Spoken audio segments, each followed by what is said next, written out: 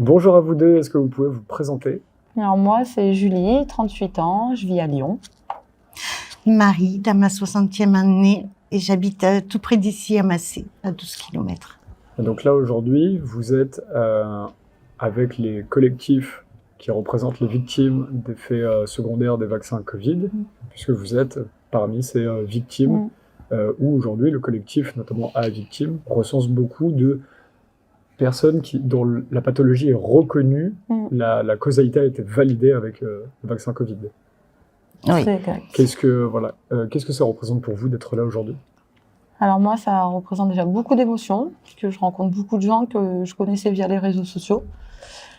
Et beaucoup, comme c'est une belle personne, on se connaissait pas. Et en fait, on s'est connus grâce à Victime aujourd'hui. Et on s'est rendu compte qu'on avait numéro de lot injection en commun. Ça veut dire quoi? Ça veut dire que... Le lot FE 8244, qui a été injecté, un lot Pfizer, se retrouve dans toutes les deux. On s'en est aperçu. Moi, ça a été ma deuxième injection. Moi, ça a été la première. En août 2021. Moi aussi. Le 2 août, c'était la première, donc c'était le 23 août. Ah, moi, c'était le 21.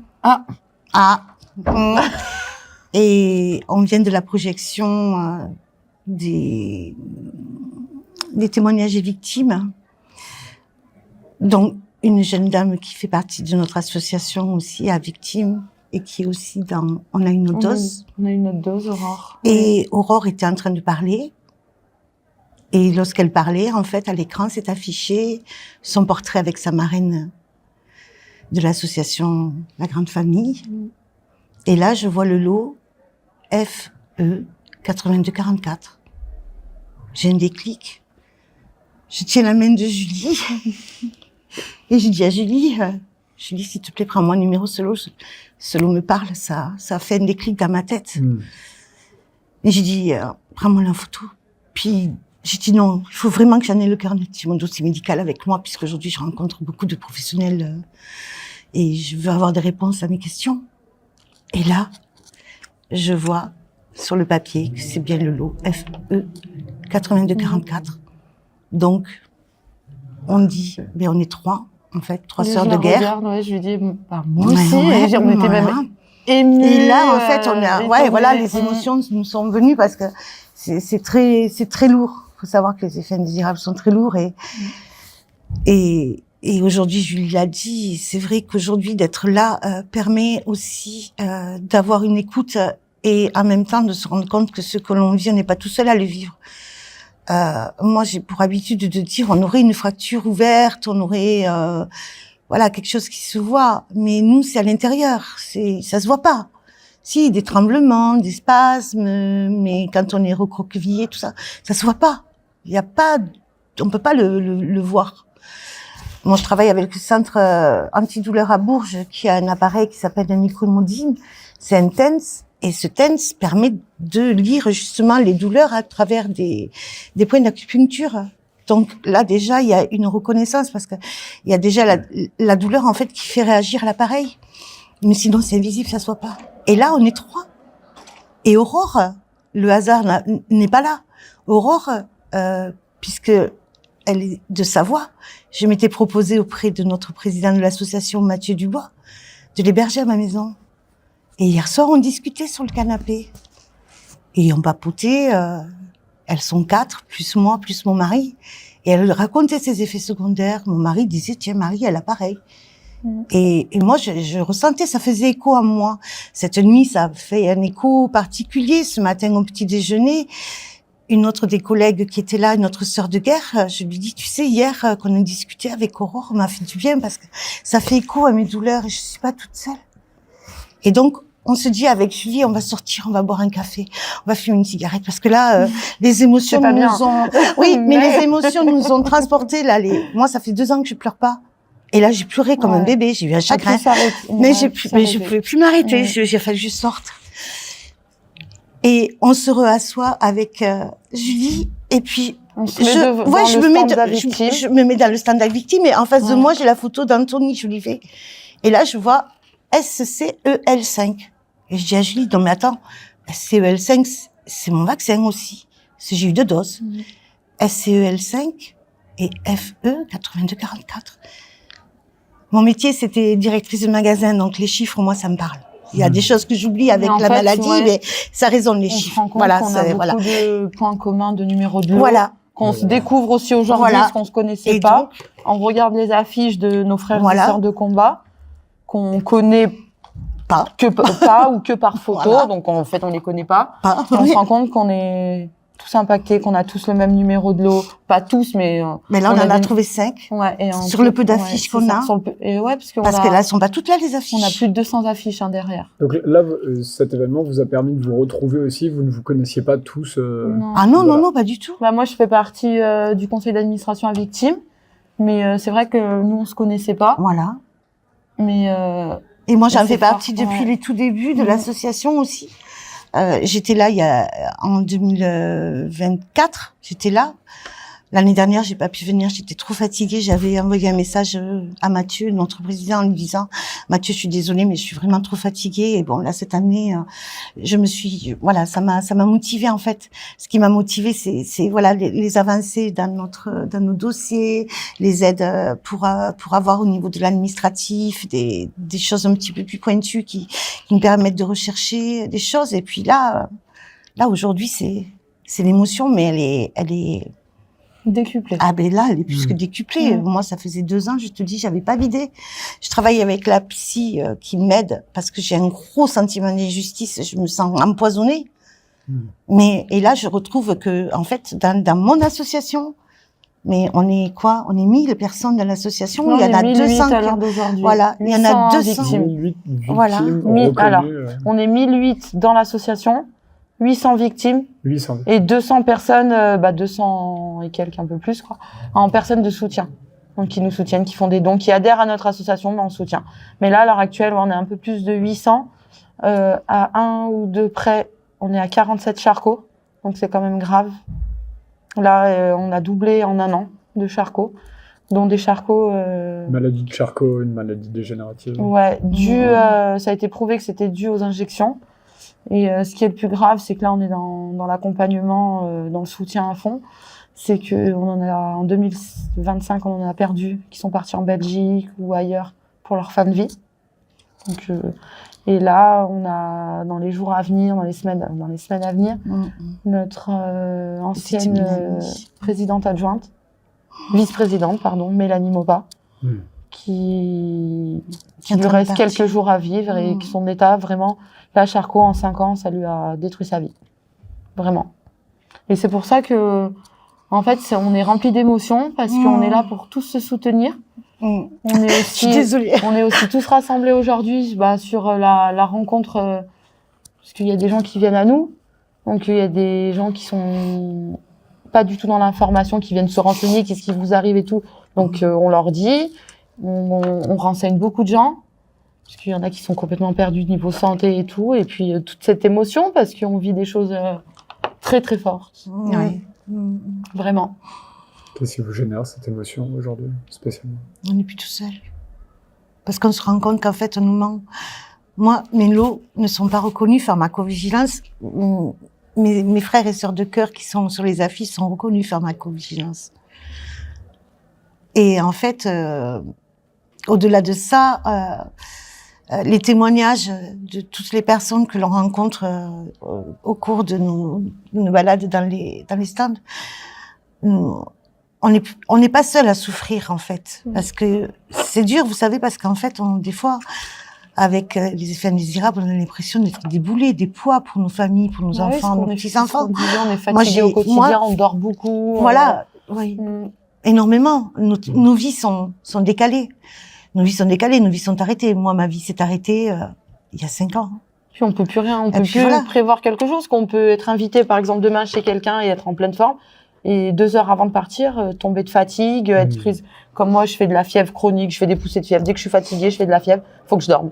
Le remède, c'est pas un paracétamol, c'est pas n'importe quel médicament, c'est du repos. Et ça, c'est pas facile. Surtout moi, je vois, j'ai des enfants, 17 ans et 10 ans. Faut que maman, elle vive. Heureusement que j'ai un conjoint qui est aidant, qui est présent et tout. Parce que ça peut être très compliqué au quotidien, vraiment. Mais c'est surtout cette fatigue et ces douleurs qu'on a.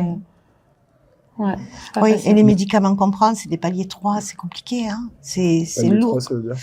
Que ce sont des produits souvent morphiniques, Ok. ou comme moi, c'est des traitements en fait qui sont des traitements qu'on donne aux personnes épileptiques. En fait, il y a tellement de douleurs dans le corps, tellement de décharges électriques, qu'en fait c'est assimilé à de l'épilepsie. Et en fait, c'est lourd parce que bon, il y a des brouillards cérébraux. Il y a des fois on est là, des fois on n'est pas là. Ben, je lui dis, je la rejoins parce que moi, mes amis, j'ai tous les amis avec qui mon mari et moi nous sommes invités, je connais leur canapé. Parce qu'en fin de soirée, moi, en principe, je suis 2 heures avant mon mari, allongée sur le canapé en train de dormir pendant que lui termine la soirée. Et mes amis sont des amours. C'est vraiment des amis. Parce qu'ils le savent. Marie, elle est fatiguée. Et il n'y a pas de jugement, on ne demande pas pourquoi. C'est là où c'est intéressant. La société aujourd'hui fait tout pour ne pas voir ces problèmes-là, et du coup on n'avance pas. Mais aujourd'hui, on voit des maladies dégénératives, donc ça veut dire que des personnes qui aujourd'hui peuvent être aussi en bonne santé, qui aussi ont fait le vaccin à l'époque, peuvent aussi développer des pathologies si on ne les aide pas. Donc, Exactement. c'est aussi une pensée pour les personnes qui aujourd'hui ne veulent pas voir ces problèmes-là parce que ça peut leur faire trop peur. C'est de leur dire non, mais regardez, puisque là, il est peut-être encore temps d'agir pour vous si vous êtes en bonne santé aujourd'hui. Exactement. Tout à fait. Tout à fait. C'est vrai. Et complètement. Et comme Complètement. moi, je vois personnellement mon cas personnel, je travaille en pharmacie, je suis toujours en poste, pourtant je n'ai plus la forme physique du tout. Là, j'arrive au bout du bout après 4 ans de maladie. C'est pas bien peut-être ce que je vais dire ou pas, mais c'est mon fond de pensée. Il y en a maintenant, oui, on veut encore se faire vacciner, oui. Malgré les dégâts, après, nous en tant que professionnels, moi, je suis pas du tout au comptoir, donc je pique pas les personnes et tout. Mais quand moi, c'est ce que je disais tout à l'heure, après mon témoignage, quand on voit encore que moi j'ai eu 2 enfants, quand on est enceinte, on nous dit faut pas vous faire vacciner, faut pas prendre le peu de médicaments, et que encore à l'heure actuelle, on pique, on vaccine des femmes enceintes. Moi, je trouve ça horrible. C'est un crime dans le futur. Moi, je dis tout le temps ça, c'est un crime dans le futur, parce que peut-être que la maman n'aura pas de soucis, ou peut-être que c'est le bébé quand il va naître. Comme nous, on a dans l'association, on a Serena, qui est la plus jeune de l'association, qui a quand même une récidive de tumeur à l'ovaire et qui a 4-5 ans. Environ, 4 ans. 4 ans, oui. Serena, la plus jeune de l'association. Elle a 4 ans. Oui, elle a 4 ans. 4 ou 5 ans. Là, c'est encore fait opérer avant-hier. C'est un bébé. D'une grosse hernie qu'elle a développée dans son ventre. Elle s'est vaccinée à quel âge? Elle était dans le ventre de sa maman. Dans le ventre de sa maman quand elle a été vaccinée. Ah, une fois. D'accord. Oui, notre Typiquement, petite bébé Serena. d'une Oui, femme oui, enceinte. Oui, voilà. Ouais. Ok. C'est pour ça, vous voyez, c'est pour ça que je dis c'est un crime dans le futur. Parce qu'en fait, on fait des enfants pour assurer notre futur, même plus tard, les futurs médecins, les futures infirmières, notre futur, quoi. Mais au final, là, encore à l'heure actuelle, on vaccine des femmes enceintes, on fait des trucs, on vaccine les jeunes. Parce que moi, j'ai fait partie des parents il y a 5 ans en arrière. Mon fils, il faisait du basket en club dans la région lyonnaise. Tu veux continuer le basket? Oui. Ben, si tu veux rentrer dans le gymnase, il faut te faire piquer. Donc, moi, je suis séparée du papa de mon fils, mais on s'est dit, on le fait, on le fait pas. Tu veux continuer le basket? Oui. T'es sûr? Oui. Ben, son père l'a emmené à la première dose, moi je l'ai emmené à la deuxième dose. J'ai peur que dans 10 ou 15 ans, je le souhaite pas. Hein. Vraiment, j'espère du plus profond de mon cœur que ça n'arrivera pas. Mais peut-être qu'il va développer un cancer ou un charcot ou une stérilité. Des cas qui arrivent maintenant à l'heure actuelle. Donc voilà. Est-ce qu'on peut encore parler de hasard? Un beau crime. Est-ce qu'on peut encore parler de hasard? Ah oui, pardon. Est-ce que l'on peut dire qu'il n'y a rien? Moi, aujourd'hui, parfois, il y a des amis avec qui, malheureusement, qui n'étaient pas peut-être des vrais amis, avec qui j'ai eu des mots qui m'ont fait mal, parce qu'en fait, j'avais l'impression qu'on me traitait de complotiste, parce que je parlais de vaccins, tout ça, mais non, Marie. Mais là, quand je vois aujourd'hui 5 fois mon numéro de lot avec des similarités dans les douleurs, 2 fois dans un autre numéro de lot, là, aujourd'hui, dans l'association, en fait, et moi j'ai les 2 numéros qui sont déjà en commun avec d'autres victimes. Et moi, ce qui me choque le plus, dans ton cas, c'est que les mêmes numéros de lot, il y en a, c'est selon les régions. Oui, en fait, il y en a, on n'est pas du tout dans la même région. Ils ont les reconnaissances pharmacovigilance. Et d'autres, voilà. non. Et là, Alors que c'est les mêmes numéros de lot, les mêmes pathologies, comme quoi on croit que chaque pharmacovigilance, dans chaque région, à croire que c'est différent. Alors qu'un médecin, c'est un médecin. Oui. C'est ça qui est trop bizarre aussi. Mais voilà. Mais qu'on ne parle plus du hasard. Et qu'on ne parle plus du hasard. Depuis 1 an, est-ce que, parce qu'on était là l'année dernière aussi, aux 2e rencontre citoyenne de Vierzon, là ce sont les 3e, à Victime, Mathieu Dubois, Alain Maupas étaient aussi présents l'année dernière. Est-ce que vous avez vu des avancées au niveau de l'écoute des institutions publiques? Ah oui, on est reconnu d'intérêt général. Ouais, donc déjà, ça c'est beau aussi. Au niveau de l'association pour les dons. Ça c'est beau aussi. C'est qui a reconnu ça? C'est l'État. C'est un dossier qui est monté au Trésor public, aux impôts. Donc l'État voit. En fait, c'est pour que les personnes soient fiscalisées quand on fait un don, comme de grosses associations. Et ce qui a changé, alors moi c'est la première fois que je viens aux rencontres là cette année. C'est vraiment la première fois, mais en mars l'année dernière, une réunion publique à Vichy, on a rencontré Yannick Noder, le ministre de la Santé de l'époque, qui a accepté de nous parler, qui a accepté de nous écouter et qui a pris rendez-vous avec Alain Maupas, Mélanie Maupas et Mathieu.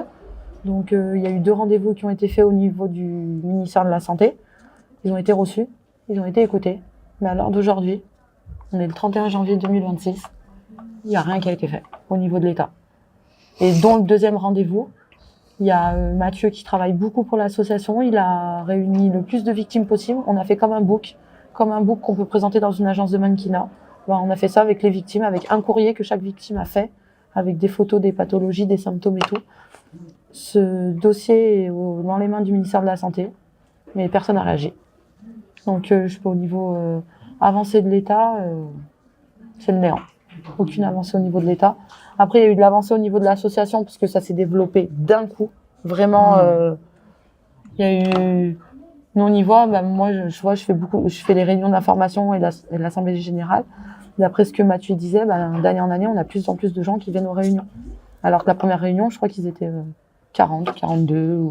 Alors que maintenant, on est presque le double. Ça peut être peu à la fois, mais beaucoup... Vu l'horreur de ce que les gens vivent, c'est pas beau, c'est pas peu. Non, voilà, c'est ça. Une dernière question, puisqu'on doit libérer le studio après. Qu'est-ce que vous aimeriez dire à tout le public qui ne veut pas voir, ou si là les élus étaient ici, qu'est-ce que vous aimeriez, ou s'ils voient la vidéo, qu'est-ce que vous aimeriez leur dire? Alors moi, j'aimerais leur dire d'ouvrir les yeux. C'est peut-être dur à dire, mais d'arrêter de se voiler la face. Parce que vraiment, tout le monde se voile la face au niveau de l'État. Excusez-moi du terme, mais c'est question d'argent. Tous ces laboratoires, toutes ces injections qui ont été... Tous ces gens, moi je vois... tout ce personnel soignant qui a été suspendu, etc., ça a été... ils se voilent la face et c'est bien dommage. Moi, je trouve qu'en fait, moi personnellement, j'ai un profond sentiment d'injustice depuis le 23 août 2021, parce que j'ai été injectée le 21 et le 23, j'étais pleine de ganglions de partout. Et en fait, c'est je vais employer un terme dur, c'est un génocide programmé. Ouais, c'est un crime de l'humanité. Ouais. Et en fait, des fois, je me pose la question, et c'est pas normal de se poser cette question. Est-ce qu'on nous a sélectionnés pour une raison? Parce qu'on travaillait dans un tel endroit, parce qu'on avait déjà eu des maladies dans le passé. Est-ce qu'on est trop sur terre? Enfin, je sais pas, j'ai eu plein de questions qui me sont traversées comme ça, me dire, mais... Et puis là, aujourd'hui, trouver des lots qui sont communs, là, moi, ça m'a coupé les pattes, là. Mais ça, on en aura de plus en plus de Et on va en commun, avoir de plus en plus en Parce qu'il y a commun. plus en plus Mais de il faut nous victimes. écouter, à un moment donné, il faut ouvrir les yeux. À un moment donné, il faut arrêter de se voiler la face. À un moment donné, c'est la réalité. Mais surtout que les personnes aussi osent le dire. Et là, j'espère que ici, on aura beaucoup de personnes qui vont venir par curiosité, ne serait-ce que par curiosité, voir ce qui se passe, assister aux témoignages des uns des autres. Si vous pleurez pas, c'est que vous n'êtes pas humain, quoi. À un moment donné, on est en train de tuer les gens, quoi, à petit feu, au sens propre comme au sens figuré. Parce qu'on est en train de brûler. Et en fait, voilà. Pourquoi? Vous savez, moi, je suis une fille de l'Aude. Mes parents sont audois. Chez nous, c'est les cathares. Ils sont morts comment, les cathares? Ils ont été brûlés. Il y a plein de choses comme ça. Qu'il faut faire des petits parallèles. Se poser des questions. Peut-être je vais être traitée de complotiste, mais je m'en fous. J'ai 60 balais, c'est bon. J'ai quand même du vécu derrière. Mais des fois, quand on regarde certaines choses, il n'y a pas de hasard. Voilà, il n'y a pas de hasard. Et là, c'est une génocide programmée. Ouais, moi, je maintiens. Moi, Marie, je maintiens. Voilà.